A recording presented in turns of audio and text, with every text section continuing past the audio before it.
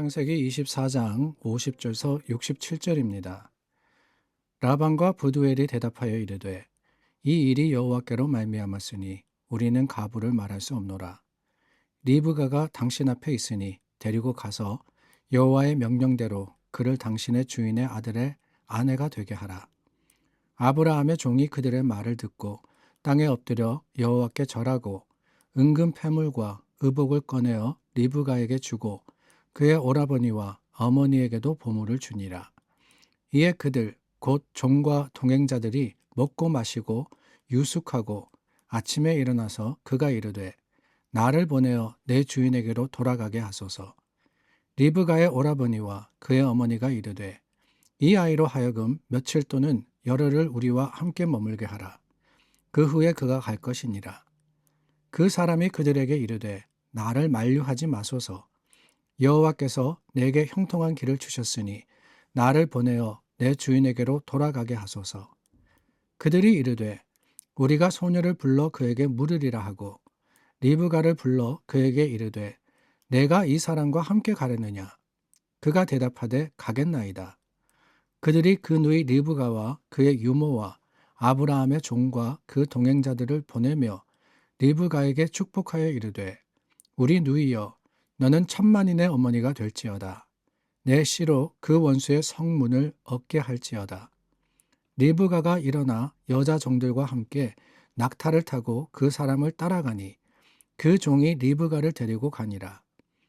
그때 이삭이 브엘라하이로이에서 왔으니 그가 네게브 지역에 거주하였습니다. 이삭이 저물 때에 들에 나가 묵상하다가 눈을 들어 보매 낙타들이 오는지라.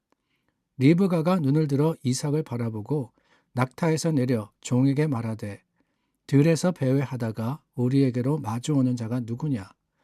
종이 이르되 이는 내 주인이니이다. 리브가가 너울을 가지고 자기의 얼굴을 가리더라. 종이 그 행한 일을 다 이삭에게 아뢰매 이삭이 리브가를 인도하여 그의 어머니 사라의 장막으로 들이고 그를 맞이하여 아내로 삼고 사랑하였으니 이삭이 그의 어머니를 장례한 후에 위로를 얻었더라.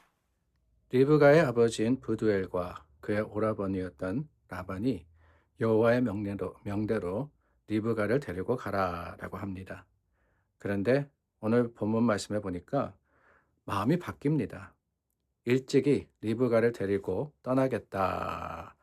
아브라함의 종이 그렇게 이야기하자 한 걸음 물러서서 열흘 동안 있다가 지켜보자.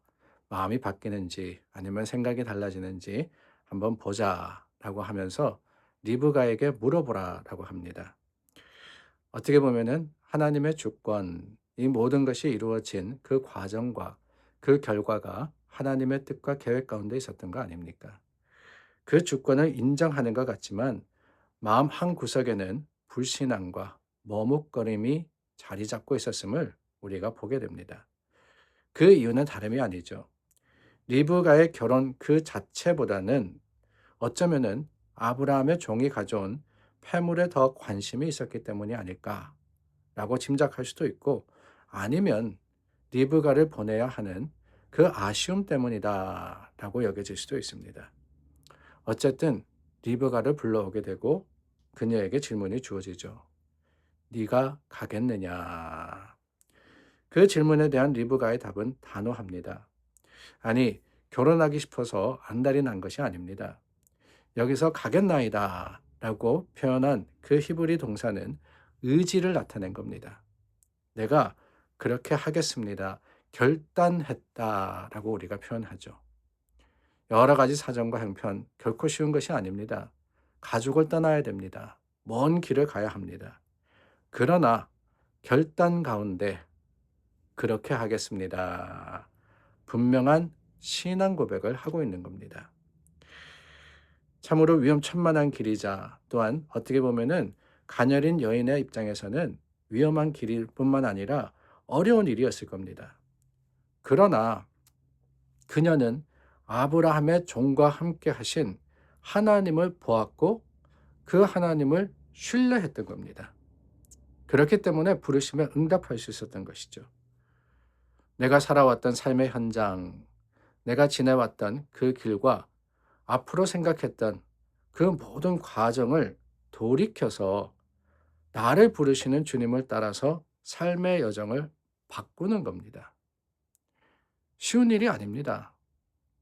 말 그대로 결단, 엄청난 각오와 또한 도전이 필요한 그 도전에 대한 확실한 참 용기가 필요한 일이 아닐 수가 없습니다. 그렇기 때문에 우리는 부르심에 따라서 우리가 나아갈 때 머뭇거리기 일쑤입니다. 부르심을 따라서 내 자신을 드리고 하나님의 길로 돌이키기 위해서는 내가 가지고 있는 여러 일들에 대한 미련이 남아 있고 또한 그것에 대한 아쉬움이 있기 때문에 그렇습니다. 재물에 대한 미련이 있을 수도 있죠. 가족을 비롯하여서 관계에 내가 미련을 가질 수도 있습니다. 뿐만이 아니라 공을 들여서 쌓아온 모든 것, 내가 이루었고 내가 가졌고 내가 누리는 것들을 포기하고 하나님의 길을 간다라고 하는 것. 여러분 어떻습니까? 예수님께서 제자들에게 나를 따라오너라. 내가 너희로 사람을 낚는 어부가 되게 하리라. 라고 하셨을 때 베드로와 또한 제자들은 자신의 모든 것을 버려두고 따랐다라고 했습니다. 결코 쉬운 일이 아니었을 거예요. 그들이 버린 것이 무엇입니까? 자신들이 살아온 삶의 현장이었고 자기들이 가지고 있는 것들이었으며 가족과 그리고 이웃들이었습니다. 친구들이었습니다. 거기에 미련이 있었거나 두려움이 있었더라면 결코 떠나지 못했을 겁니다. 그러나 예수 그리스도를 신뢰함으로써 그 말씀을 붙듦으로써 이들이 떠나서 말씀대로 사람을 낚는 어부가 되었듯이 우리가 우리의 삶을 온전히 책임지시는 하나님을 신뢰할 때 인도하시는 하나님의 주권에 우리 자신을 맡겨드릴 때 우리는 하나님의 계획하시는 일을 믿음으로 도와 이룰 수 있게 되는 겁니다. 성경은 변함없으신 하나님을 선포하고 있습니다. 하나님은 오락가락 하시는 분이 아니에요. 한치의 오차도 없이 모든 것을 인도하시고 그 모든 사람들의 삶의 발자취에 간섭하실 뿐만 아니라 하나님의 계획으로서 이끌어 주시는 그 놀라운 선포를 우리가 말씀을 통해서 보지 않습니까?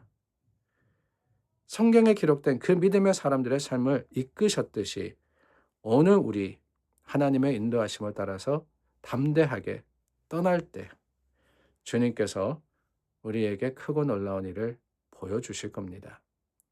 오늘 본문의 후반부에 보면 이삭의 이야기가 나오죠. 이삭과 리브가가 만나는 장면. 아마 참으로 아름답고 또한 감사 충만한 그런 순간이 아니었을까라는 생각이 듭니다. 63절 말씀해 보니까 이삭이 들에 나가 묵상을 하다가 리브가를 태운 그 낙타 무리를 보게 되었다라고 했죠. 얼마나 멋진 장면입니까? 분명히 기다리고 있었을 겁니다. 아버지가 자신을 위해서 신부를 마련하러 종을 보냈다라는 사실을 알고 있었을 겁니다. 기대가 되겠죠. 결혼할 나이가 찼는데 이제나 저제나. 그런데 여러분, 그 결혼할 상대를 기다리는 것에 그치는 것이 아닙니다. 더 아름다운 장면은 뭐냐? 말씀을 묵상하다가 하나님의 뜻을 묵상하다가 주님의 계획과 그 섭리와 임재 가운데 하나님과 동행하다가 이 일을 만나게 된 겁니다. 오늘 우리도 세상을 살아가면서 많은 도움을 필요로 하고 또한 많은 기도의 제목이 있습니다. 그런데 문제가 뭐냐? 하나님이 하실 일에 우리가 목매어서 이제나 저제나 하고 있을 때가 너무나도 많다라는 거예요.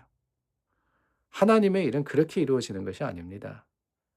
우리가 해야 할 일에 소홀하고 기대만 하는 것이 아니라 하나님께서 이루실 것을 믿는다면은 내 삶에 최선을 다하고 하나님의 말씀에 집중을 하고 그러다 보면 어느 순간 주님께서 이루시는 것이기 때문에 오늘 이삭의 말씀 그 묵상 중에 눈을 들었을 때 그 눈앞에 행복이 다가왔듯이 저와 여러분들의 삶에도 하나님의 계획하신 일이 우리의 묵상과 하나님과의 교제 가운데 이루어지기를 간절히 소망합니다.